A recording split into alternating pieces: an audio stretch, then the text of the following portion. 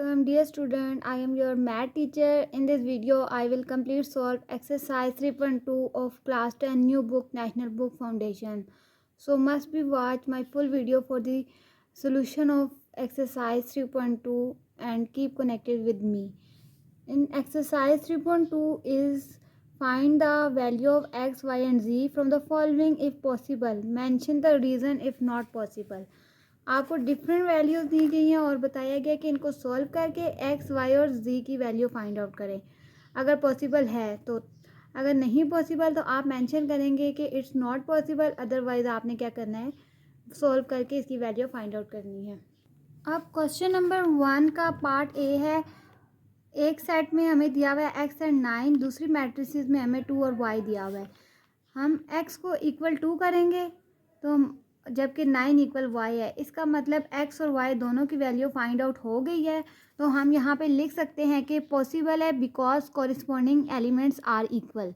हमारे जो corresponding elements है वो आपस में इक्वल है, इसलिए ये क्वेश्चन जो है वो पॉसिबल है। नेक्स्ट हमें दिया हुआ है 6 3 4 एक्स एंड 7 3 4 0। यहाँ पे ओनली एक्स की वैल्यू दी हुई है, ना कोई वाई है और भी कोई भी नंबर नहीं है, तो इसका मतलब ये क्वेश्चन इम्पॉसिबल है। तो हम इसके साथ लिख देंगे कि impossible corresponding element are not equal. Number C में हमें क्या दिया हुआ है, एफ 5x है और यहाँ पे 2y है। यहाँ पे एक कॉलम दिया हुआ है और इधर एक रो दिया है, इसका मतलब दोनों एलिमेंट्स इक्वल नहीं हैं। तो हम यहाँ पे लिख देंगे impossible because corresponding elements are not equal. Number D part में हमें क्या दिया हुआ है, एक 2x दिया हुआ है और एक 3y दिया हुआ है। 4z 10, इसकी इक्वल की तरफ 8 और 6। हमने क्या करना है, बारी बारी इक्वल करना है। 2x को 8 के इक्वल कर देते हैं। तो पहले यहाँ पे एक माइनस भी हमें दिया हुआ है, तो इस माइनस के साथ हम डील कर लेते हैं कि माइनस को अंदर वैल्यूज़ के साथ मल्टीप्लाई करवाते हैं। 2x है तो वो माइनस हो जाएगा, प्लस 3y माइनस 3y हो जाएगा, प्लस 4z माइनस 4z हो जाएगा, प्लस 10 माइनस 10 हो जाएगा, एज इट इज़ आ जाएगा। अब माइनस 2x को इक्वल हम 8 करते हैं, 2 कट के इधर आएगा, कटिंग होगी तो -4 आ जाएगा। -3y 6 की इक्वल होगा, वही स्टेप होगा, 3 इधर आ जाएगा, कटिंग होगी तो -2 आ जाएगा। देन हमारे पास 4z इक्वल है 32, 4z 32 है, 4 को कट करके इधर ले आएंगे तो कटिंग करेंगे तो -8 आ जाएगा। इसका मतलब हमारे पास एक्स वाई और जी तमाम वैल्यू फाइंड आउट हो गई हैं। तो हम नीचे लिख देंगे कि हमारा जो आंसर है वो पॉसिबल है because corresponding angles are equals, elements are equal. Next हमें ई पार्ट दिया हुआ है कि x -2y 6x + y 3 - 6 6z। अब x के इक्वल हमारे पास क्या बन रहा है, 3, तो हम लिखेंगे x = 3। -2y इक्वल हो रहा है -6 के, -2y इधर कटिंग होगी आगे तो 3 आ जाएगा, y की वैल्यू 3 आ गई। अब x + y हमारा किसके इक्वल है, z के। हम ये इक्वेशन बनाएंगे x + y = z। अब जो x की भी वैल्यू फाइंड आउट की है या y की भी, दोनों वैल्यू को पुट करेंगे, प्लस करेंगे तो हमारे पास z का आंसर आ जाएगा। Hopefully it is clear. अब यहाँ पे हमें एक कॉलम दिया हुआ है और इस तरफ 2 कॉलम दिया हुआ है, इसका मतलब ये कि हमारा क्वेश्चन जो है नॉट पॉसिबल आ गया क्योंकि corresponding elements are not equal. Next हमें दिया हुआ है x + y = 11 जबकि x - y = 1। दो इक्वेशंस बन गई है, इक्वेशंस में हम लोग इनको प्लस कर रहे हैं, x प्लस और y प्लस और y माइनस ख़त्म हो जाएगा, x 2x हो जाएगा। 11 में 1 प्लस करेंगे 12 आ जाता है, 2 कट के इधर आ गए, 2 1 = 2 2 6 = 12। x + y = 11, 6 इधर आके माइनस होगा तो y = 5। Question number 1 part G is completed. H part में उन्होंने क्या दिया हुआ है, हमें 2 तरह की वैल्यूज दी हुई हैं, एक 2 सेट इस तरफ दिए हुए हैं और एक इधर दिया हुआ है मैट्रिसेस में। तो हमने क्या करना है, पहले इनको प्लस करना है, 5 में 5 प्लस करना है, 10 में y प्लस करना है, 15 में 15, x में x और प्लस किया तो 10 आ गया। इधर ये एज इट इज़ आ जाएगा, 15 + 15 30 आ जाता है और इनको प्लस करेंगे तो x + 15। इस वैल्यू को एज इट इज़ लेने के बाद अब हमने इक्वल करना है यहाँ का 10 और यहाँ का z, ये इक्वल है ना, तो z = 10 लिख देंगे। नेक्स्ट 10 + y इक्वल किसके बन रहा है, 15 के, तो 10 + y = 15 है। 10 इधर प्लस है, इधर माइनस होगा तो y = 5। हमारे पास एक आंसर ये आ जाएगा। नेक्स्ट हमारे पास अब x प्लस 5 इज इक्वल 7 बन रहा है, तो वो लिखेंगे 5 इधर प्लस इधर आके माइनस होगा, दोनों को माइनस करेंगे तो x is equal to 2 is your answer. Part I दिया हुआ है 5 इंटू एक्स वाई, पहले 5 को मल्टीप्लाई करते हैं 5x, 5 3 tsar 15y minus 36 26 is equal 2 को मल्टीप्लाई करते हैं 2 2 ज़ा 4 माइनस 4x प्लस 2y आ गया। अब इनको माइनस करते हैं 5x माइनस 36 15y माइनस 26 ऐसे लिख देंगे इक्वल एज इट इज़।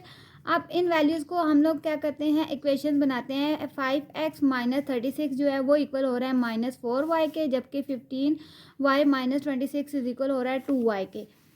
हमने लिख दिया वैल्यूज़। अब इनको ना अरेंज किया यहाँ पे 5x लिखा, 4 इधर माइनस है तो इधर आके प्लस 4y होगा इज इक्वल 36। एक हमारे पास ये इक्वेशन बन गया। अब दूसरी इक्वेशन हमारे पास क्या बन रही है, 15y यहाँ पे आके 15y इधर आके माइनस हो जाएगा, माइनस 2y इज इक्वल 26। 15 में से 2 को माइनस करें तो 13 आ जाता है। 13 हमारा यहाँ पे आके जब 26 के साथ डिवाइड होता है तो 2 आ जाता है। इसका मतलब हमारे पास y की जो वैल्यू आई है वो 2 आई है। अब इस 2 को हम इस दूसरी इक्वेशन में पुट कर लेंगे और हमारे पास x का आंसर आ जाएगा 5x as it is plus 4y है, 4 की जगह y की जगह 2 लिखेंगे, 4 2 is equal 36। 5x plus 8 is equal 36। 5x is 8 इधर आके माइनस हो जाएगा तो 36 में से माइनस 8 करेंगे तो हमारे पास आ जाता है 20। अब हमने क्या करना है, ये आके यहाँ पे कटिंग हो जाएगी और हमारे पास आंसर आ जाएगा 4, x इज इक्वल टू 4। यहाँ पे आपने माइनस करके देख लेना और फिर जो है ना इनको कटिंग करनी है, जो भी आता हुआ आंसर वो लिख देना है। नेक्स्ट हमारे पास क्वेश्चन हमारे पास दिया हुआ था x y z minus 2 4 5 plus 2 multiply this and this. पहली वाली वैल्यू एज इट इज़ 2 को पहले मल्टीप्लाई करते हैं तो 2 5 ज़ा 10, 2 3 ज़ा 6, 2 2 ज़ा 4, 2 1 ज़ा 2, 2 6 ज़ा 12, 2 3 ज़ा 6 एज इट इज़ लिख देंगे 0 0 0 8 1। अब इनको प्लस करते हैं, x में प्लस 10, y में प्लस 6, z में plus 4, minus 2 plus 2, 4 plus 12, 5 plus 10, ये एज इट इज़ आ गया। अब हमारे पास इक्वेशंस कैसे बनेंगी, x plus 10 is equal to 0, Y plus 6 equal to 0, z plus 4 is equal to 0। यहाँ प्लस 10 है माइनस 10 हो जाएगा, इधर प्लस 6 है माइनस 6 हो जाएगा, प्लस 4 है माइनस 4 हो जाएगा। ये आपका question number 1 of exercise 3.2 is completed. Hopefully it is clear. अगर आपको क्वेश्चंस की समझ आ रही है तो चैनल को सब्सक्राइब करें, वीडियो को लाइक करें और कमेंट करें। अब क्वेश्चन नंबर 2 में उन्होंने क्या कहा है, find the additive inverse of the following. Different तरह की वैल्यूज़ दी हुई हैं और इन वैल्यूज़ को कहा गया एडिटिव इनवर्स लें। एडिटिव इनवर्स के बारे में हमने 2 यूनिट में भी पढ़ा था, 1 यूनिट में भी पढ़ा था कि 2 में नहीं 1 में ज़्यादातर पढ़ा था कि 1 अगर किसी भी चीज़ का जब इनवर्स लेते हैं तो उस वैल्यू को माइनस से मल्टीप्लाई करवा देते हैं। अब ये हमारे पास आर है, इसको हम माइनस से मल्टीप्लाई करेंगे तो अंदर साइन चेंज हो जाएंगे। अब माइनस से मल्टीप्लाई किया तो प्लस 5 माइनस 5 हो जाएगा, 0 का 0, plus 3 minus 3, plus 7 minus 7, minus 9 plus 9, 1 minus 1 है तो प्लस 1 हो जाएगा, माइनस 8 प्लस 8 हो जाएगा, माइनस 5 प्लस 5 माइनस 5 हो जाएगा, प्लस 6 माइनस 6 हो जाएगा। तो ये आपका आ गया additive inverse of are.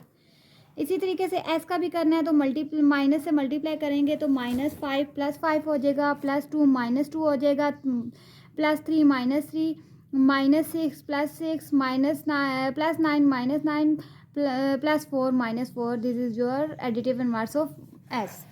T का भी इसी तरीके से होगा, पॉजिटिव 5 है तो वो नेगेटिव हो जाएगा, नेगेटिव 6 पॉजिटिव हो जाएगा, जबकि नेगेटिव पॉजिटिव 1 नेगेटिव हो जाएगा। तो ये 3 पार्ट हमारे जो थे एडिटिव इनवर्स थे, क्योंकि एडिटिव इनवर्स में हम क्या करते हैं, जो भी वैल्यू होती है उसको माइनस से मल्टीप्लाई करवा देते हैं तो जो आंसर आता है वो हमारा एडिटिव इनवर्स आ जाता है। Hopefully it is clear. अब क्वेश्चन नंबर 3 में उन्होंने हमें क्या दिया हुआ है कि if a is equal to 5 3 minus 2 6, b is equal to 10 8 minus 8 6 and c is equal to 15 6 0 minus 12। तो हमें 2 तरह की कंडीशन दी हुई है, हमने उसको फाइंड करना है 2a plus 1/2 b minus 1/3 c। ये दिया हुआ है, 2 की जगह 2 लिखेंगे, a की जगह a की वैल्यू पुट की, प्लस 1/2 की जगह 1/2 लिखा, b की जगह b की वैल्यू पुट की, माइनस 1/3 एंड c की जगह c की वैल्यू पुट की। वैल्यूज़ पुट करने के बाद अब 2 को अंदर मल्टीप्लाई करते हैं, 2 5 ज़ा 10, 2 3 ज़ा 6, 2 2 ज़ा 4, 2 6 ज़ा 12। यहाँ पे डिवाइड है तो डिवाइड करवाएंगे 10/2, 8/2, -8/2, 6/2। यहाँ पे 3 है तो इसी तरीके से 3 को भी डिवाइड करेंगे माइनस एज इट।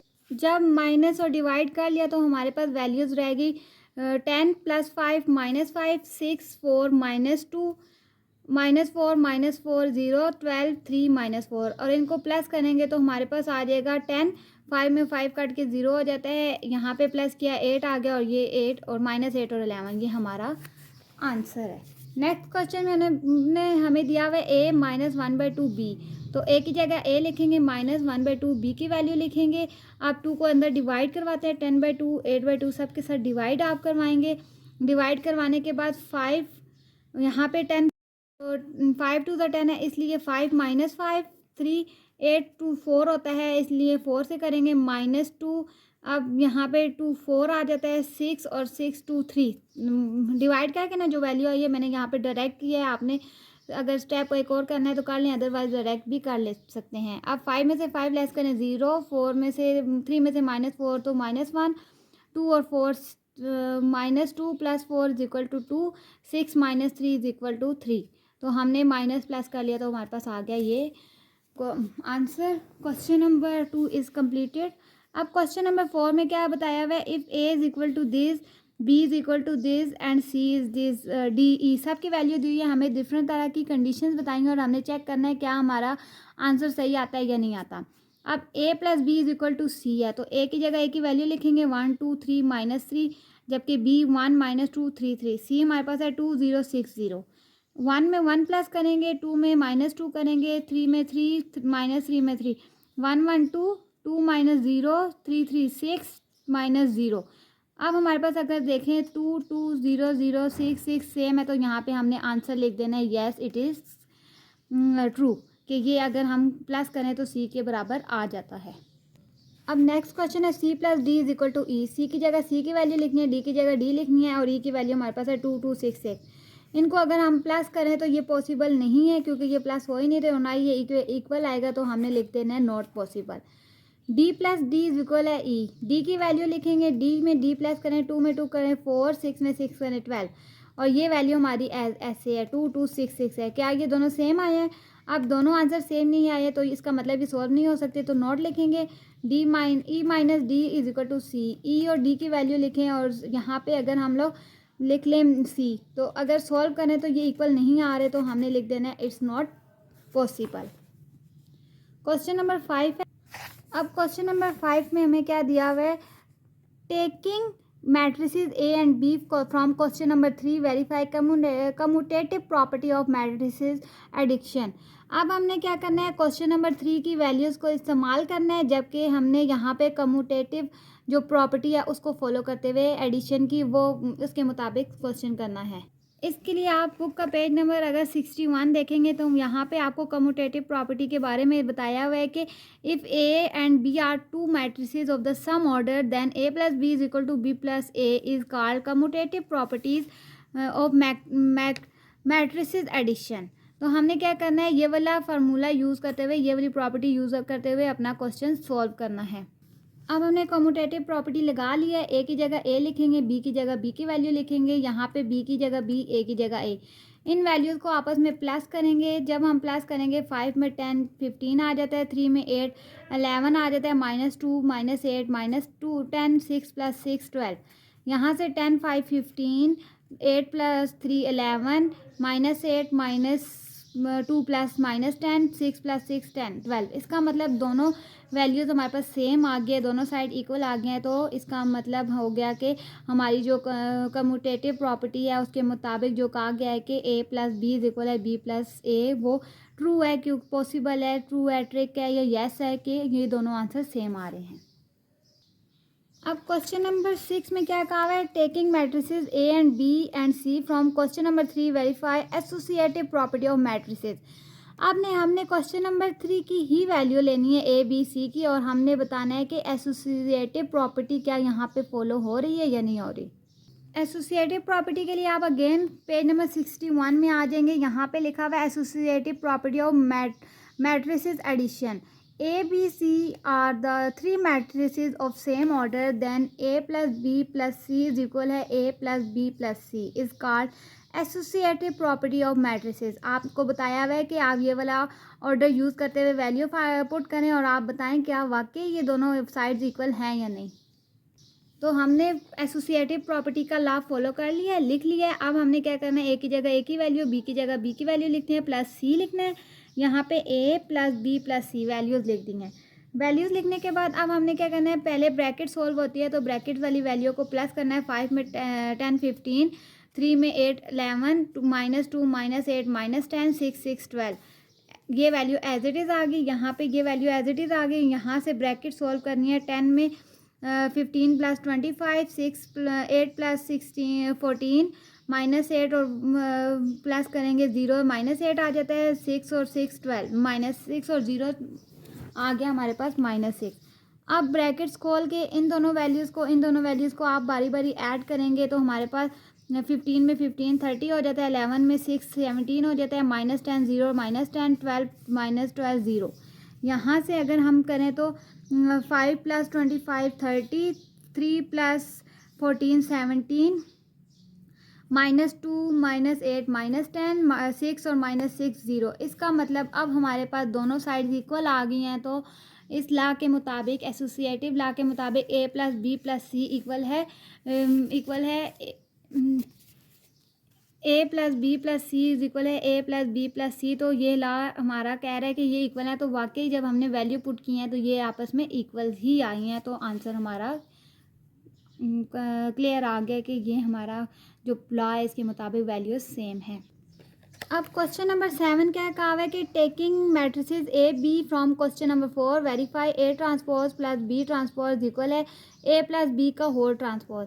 हमने क्वेश्चन नंबर 4 की वैल्यू को इस्तेमाल करना है और बताना है कि अगर ट्रांसपोज लिया जाए तो ये इक्वल आते हैं या नहीं आते। अब हमने वैल्यू ले ली, ए भी ले लिया बी भी ले लिया। जब हम ए का ट्रांसपोज लेंगे, ट्रांसपोज लेने का तरीका ये होता है कि जो हमारी रो होती है उसको हम कॉलम में कन्वर्ट कर देते हैं। 1 2 को रो है, ये 1 2 कॉलम बन जाएगा, 3 -3 भी हमारा कॉलम बन जाएगा। अगर हम लोग बी का भी ट्रांसपोज लेंगे तो 1 -2 3 और 3 बन जाएगा। और उसके बाद अब हमने क्या बताना है कि क्या इन दोनों को प्लस करें तो हमारे पास आंसर आ जाता है सेम या नहीं।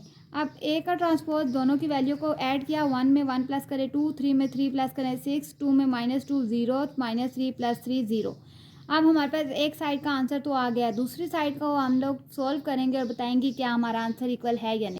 अब दूसरी साइड में हमें ए और बी की वैल्यू को प्लस करना है। पहले 1 में 1 प्लस करें 2 आ जाता है, 2 में -2 0, 3 3 -3 + 3 0। अब हम इसको ट्रांसपोज लेंगे तो 2 0 और 6 0 आ जाएगा और हमारा पीछे जो आंसर आया था वो भी 2 6 0 0 आया। तो इसका मतलब दोनों इक्वल हैं आपस में।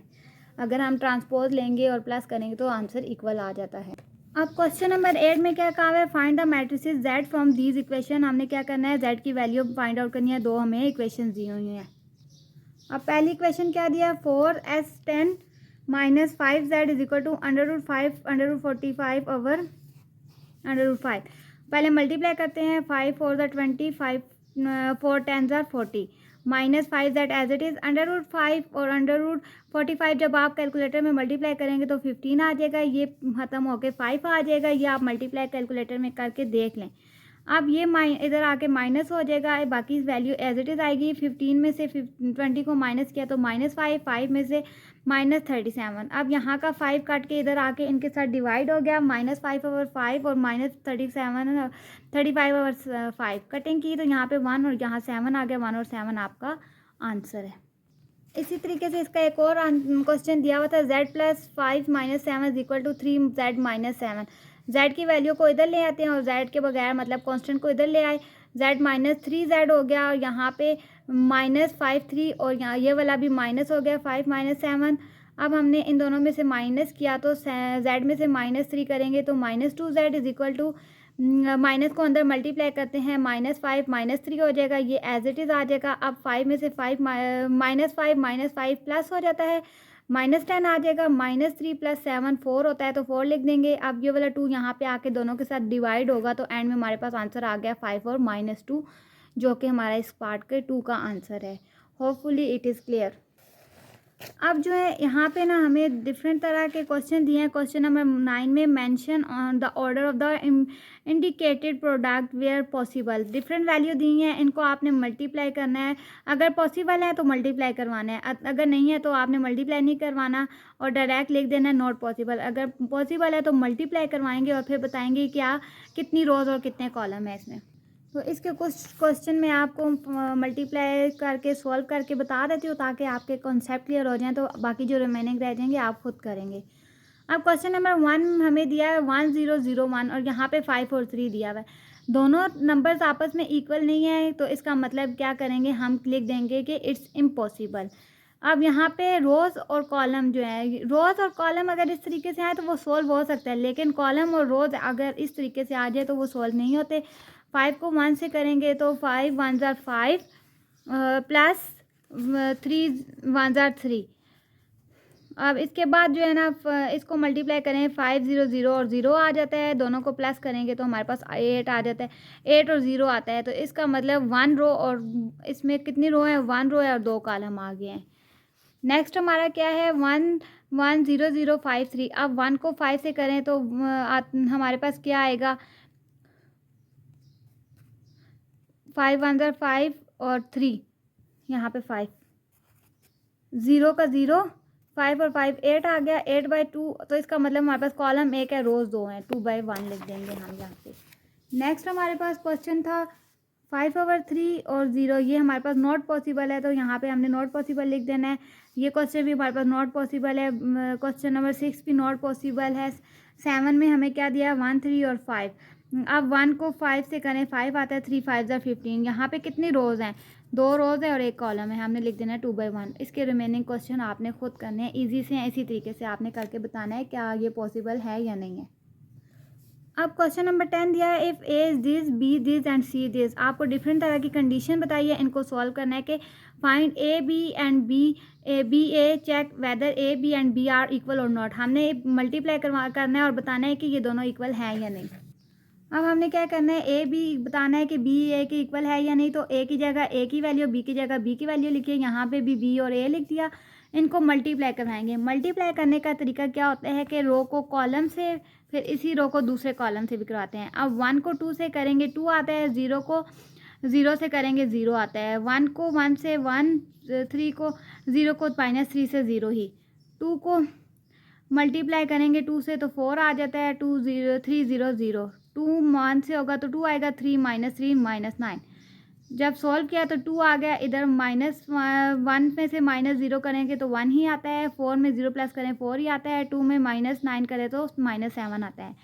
इसी तरीके से अगर यहाँ पे देखें तो फर्स्ट रो को फर्स्ट कॉलम और सेकंड से करना है। 2 को 2 से 1 2, 1 को 2 से 2, 2 को 0 से 0, 1 को 3 से 0।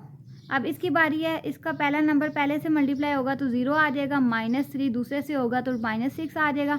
यहाँ का पहला 0 0, -3 मल्टीप्लाई 3 -9, प्लस करेंगे 4 3 -6 एंड -9। जब हमने देखा कि दोनों आंसर सेम नहीं है, इसका मतलब ये कंडीशन है कि दोनों वैल्यू आपस में इक्वल नहीं है, तो हमने नॉट इक्वल का साइन लगा देना है। अब इसका दूसरा पार्ट उन्होंने क्या कहा है, बताएं कि ए सी इक्वल है सी ए के या नहीं। अब ए और सी को मल्टीप्लाई करें, सी और ए को करवाएं। 1 को मल्टीप्लाई का तरीका आपको बता दिया कि फर्स्ट रो को फर्स्ट कॉलम से और फर्स्ट रो को सेकंड कॉलम से, और मिड में प्लस का साइन डालते हैं। इसी तरीके से सेकंड रो को फर्स्ट और सेकंड दोनों से मल्टीप्लाई करवाना है। मल्टीप्लाई करके जब हमने प्लस माइनस किया तो हमारे पास यहाँ पे 3 0 0 3 और यहाँ पे इक्वल आ रहा है, तो इसका मतलब दोनों साइड्स आपस में इक्वल हैं। अब क्वेश्चन नंबर 10 के नेक्स्ट पार्ट में उन्होंने बताया है कि आप क्या करें, 3 में A B plus C is equal है ए बी प्लस ए सी। तो हमने वेरीफाई करना है क्या इक्वल हैं या नहीं। तो ए की जगह ए की वैल्यू लिखनी है, बी प्लस सी लिखना है। बी और सी को प्लस किया तो 5 1 2 आ गया। अब मल्टीप्लाई करेंगे फर्स्ट रो को फर्स्ट कॉलम सेकंड से, 5 से हुआ तो 5 आ गया, 0 से 0 1 1 से 1 0 से 0, 2 5 ज़ा 10, 3 2 ज़ा -6, 2 1 ज़ा 2 -2 -6 आ गया। दोनों को प्लस किया तो 5 1/4 हमारे पास आ गया। जब दूसरी साइड को हमने किया, ए हमारे पास 1 0, ए की वैल्यू लिखी, बी की लिखी, ए और सी लिखी, इनको आपस में मल्टीप्लाई किया तो हमारे पास ये आ गया फिर वैल्यूज़ आ गई 2 1 7, इनको आपस में प्लस करना है। तो प्लस करने के बाद हमारे पास जो आंसर आ रहा था 5 4 1 -4, इसका मतलब दोनों साइड इक्वल आ गया। तो हम यहाँ लिख सकते हैं कि हमारा जो आंसर है वो येस है। क्लियर है। अब verify a minus B C है और is equal A C minus B C, वही स्टेप करना है। a में से b को माइनस करना है और फिर यहाँ पे c लिखना है। माइनस करेंगे और माइनस करके फिर मल्टीप्लाई करवाना है। मल्टीप्लाई करके हमने देखना है यहाँ पे हमारा जो आंसर आ रहा है वो आ रहा है -1 माइनस सी -16, ये आ रहा है। और इसी तरीके से ए लिखेंगे, सी लिखेंगे, बी लिखेंगे, सी लिखेंगे, दोनों वैल्यूज़ को आपस में प्लस करेंगे। प्लस करने के बाद हमने बताना है कि पहले मल्टीप्लाई कैसे करना है। 3 को 1 को 3 से, 0 को 2 से, 1 को 0 से, 0 को 1 से, 2 को 3 से, 3 को 2 से, 2 को 0 से, 3 को 1 से मल्टीप्लाई करवा दिया है। एंड में माइनस करना है और बताना है कि दोनों साइड हमारी इक्वल आ गया, क्योंकि जब आंसर आया तो वो आपस में इक्वल था। नेक्स्ट हमें क्या दिया हुआ है, ए बी सी है equal to A B C है। ए की जगह ए की वैल्यू, बी की जगह बी की वैल्यू लिखनी है एंड सी की वैल्यू लिखनी है। अब मल्टीप्लाई करवाना है। मल्टीप्लाई का तरीका आपको पता है कि हम लोगों ने क्या करना होता है, फर्स्ट रो को first column and second column से मल्टीप्लाई कराते हैं। ए को 2 से करें 2 आता है, 0 को 0 से करें 0 आ जाएगा। ए को 1 से करें 1, 0 को 0 मल्टीप्लाई, 2 को 2 से मल्टीप्लाई करें 4 आता है, 3 को मल्टीप्लाई 0 से करें 0 आता है, 2 को मल्टीप्लाई 1 से करें तो 2 आता है, 3 को -3 से मल्टीप्लाई करें तो -9 आता है। 2 में 0 प्लस करें 2, 3 1 में 0 1, 4 में 0 4, 2 -9 -7। अब इसके साथ मल्टीप्लाई करवाना है। आगे हमने मल्टीप्लाई करवा लिया। 2 को 3 से गया 6, 2 को 1 को -2 से 1 -2 आ गया, 1 को 0, इस तरीके से मल्टीप्लाई करवा के हमारे पास एंड में आंसर आ गया 4 1 2 -7। अब इसी वैल्यू को, इसी की ना क्वेश्चन का सेकंड पार्ट जो है ना, सेकंड साइड को हमने राइट हैंड साइड हमने सॉल्व करनी है। लेफ्ट सॉल्व कर लिया, अब राइट हैंड साइड करते हैं। ए की जगह ए की वैल्यू लिखेंगे, बी सी लिखेंगे। पहले ब्रैकेट वाली वैल्यू सॉल्व होती है तो बी को सी से मल्टीप्लाई करवाना है। 2 को 3 से करेंगे 6 आ जाएगा, 2 -1 -1 2 से मल्टीप्लाई करेंगे एंड में हमारे पास ये आ गया। फिर इन दोनों को वैल्यूज़ को आपस में मल्टीप्लाई करेंगे। मल्टीप्लाई करने के बाद हमने देखा कि 4 1 26 -7 आ गया। इसका मतलब दोनों साइड इक्वल आ गए। तो हम लिख सकते हैं कि हमारी लेफ्ट हैंड साइड इक्वल आ गई है राइट हैंड साइड के। अब क्वेश्चन नंबर 6 में उन्होंने बताया हुआ है ए स्क्वायर माइनस बी स्क्वायर भी बताएं, ए स्क्वायर भी बताएं, बी स्क्वायर भी बताएं, ए प्लस बी ए माइनस बी। तो हमने क्या करना है, ए हमें दिया हुआ था 1 0 2 3, जबकि बी हमें दिया हुआ है 2 1 0 3। अगर हम लोग ए का स्क्वायर लेंगे तो हमारे पास क्या बन जाएगा, ए का स्क्वायर लेंगे ये 1 आ जाएगा, 0 का 0, 2 2 4 आ जाता है और 3 3 9। और जबकि यहाँ पे हम बी का स्क्वायर लेंगे तो 2 2 4 आ जाएगा, 1 का स्क्वायर 1, 0 का 0, 3 3 9, स्क्वायर भी आ गया। अब स्क्वायर लेने के बाद इनको जब माइनस करेंगे, 1 को -4 से करेंगे तो -3 आ जाता है, 0 को 1 से माइनस करेंगे तो 1 ही आता है, 4 को 0 से करेंगे 4 ही आएगा, 9 में से 9 माइनस करेंगे तो 0 आ जाएगा। और अगर हम इनको प्लस करें तो 1 में 1 + 3, 0 में 1 1, 2 में 0 2, 3 में 3 6। और माइनस अगर हम करें तो ये सारी चीज़ वैल्यूज़ हमें डिमांड थी क्वेश्चन की कि हम प्लस माइनस करके बताएं।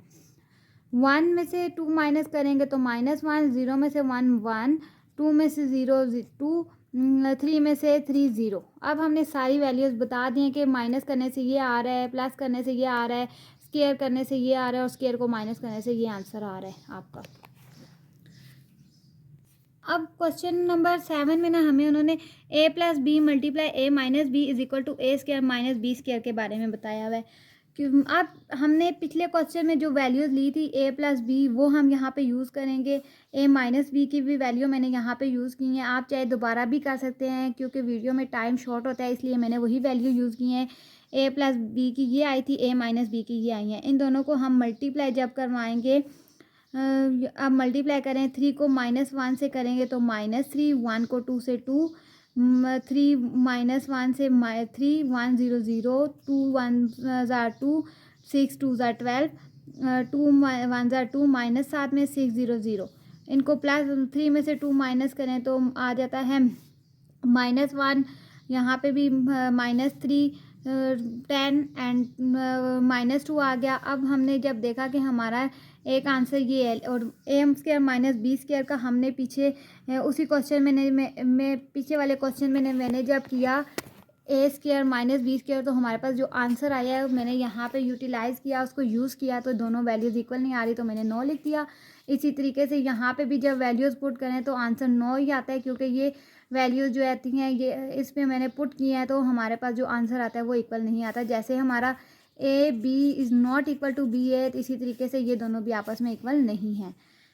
अब A plus B multiply A minus B is equal to A minus B multiply A plus B. A plus B की वैल्यू पुट करो, इन दोनों को हमने मल्टीप्लाई करके जो वैल्यू लाई है वो ले ली है, यहाँ पे भी मल्टीप्लाई करके ले आए हैं, लेकिन यहाँ पे भी इनको जब मल्टीप्लाई करें तो ये और वैल्यू आ रही थी, तो ये हमारा जो है इक्वल नहीं आया।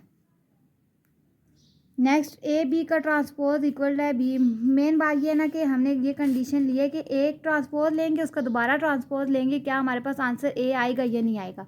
A हमारे पास था 1203, इसका ट्रांसपोज लिया तो हमारे पास आ गया 1203। इसका अगेन जब ट्रांसपोज लेंगे तो आ जाता है 1203, और हमारे पास जो क्वेश्चन था वो भी है 1203। इसका मतलब दोनों साइड्स इक्वल है, तो हम लिख सकते हैं कि लेफ्ट हैंड साइड इक्वल है राइट हैंड साइड। और yes, exercise 2.3 full solution is here. I hope this video is helpful for you. If this video is helpful for you, so must be subscribe my channel and don't forget to watch my full video. Thanks, Allah Hafiz.